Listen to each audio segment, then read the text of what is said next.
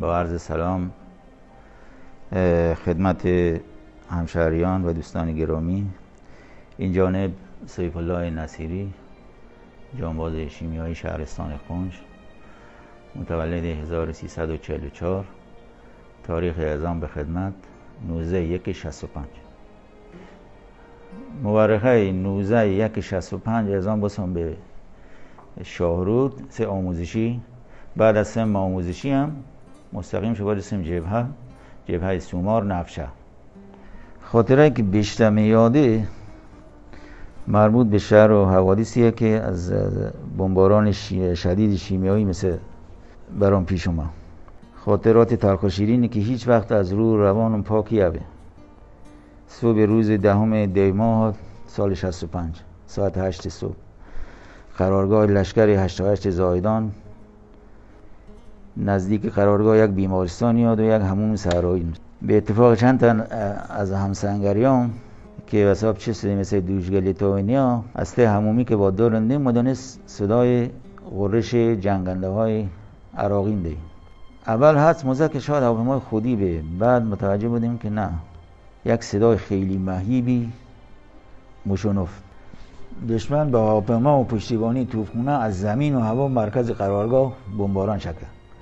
دود سیاه خیلی غلیظی هم همراه با گرد و خاک از ناشی از گازهای شیمیایی کل منطقهش بارد.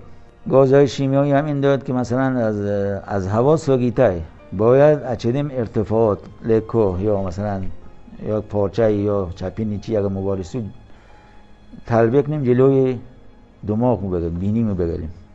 خوب مشاهده دادیم 10 تا هواپیما دادن کلن بر سرمون. 2 تاش ایران و زه توسط پدافند هوایی ایران سرنگون بوده. یعنی خوب مدی تا ساعت حدوداً ساعت 12 به فاصله هر 15 دقیقه 6 بار اونده بمباران شد. ساعت 2 پیشین که آتش توپخانه دشمن خاموش بوده. علیرغم ممنوعیت این سلاح در مجال بین المللی، صدام هرچی در نبرد کم شد او با سلاح‌های مرگبار شیمیایی جبران شد. خلاصه با اتوبوس شو بردیم، ولی خیلی اصلا غم انگیز داخل اتوبوس. حس کردل صندلی نواسود. همه کف اتوبوس برای سودیم استفراغ مونه که چش درد ما حالت تعبم آدن. دست و پاهم متابل ذات صورت متابل ذات اصلا چون صورت و پام و همه زخم و سیاه وستدیم. بالاخره بعد از 10 ساعت مسافت طولانی رسیدیم تهران. یک سالن ورزشی نه، ورزشگاه آزادی شو بردیم. ورزشگاه آزادی، سالن ورزشگاه آزادی. ساعت دور از سر زد که اصلا هیچی مونه خریدیم. اصلا بی حال بسیستیم. 35 سال شیمیایی بودم. این 35 سالی همش مشکل منسی. مشکل پوستم، مشکل چشم، مشکل ریام. اصلا بافت ریام خرابش کردیم کلا. شیمیایی بافت ریا خرابه، مخصوصا گاز خردل.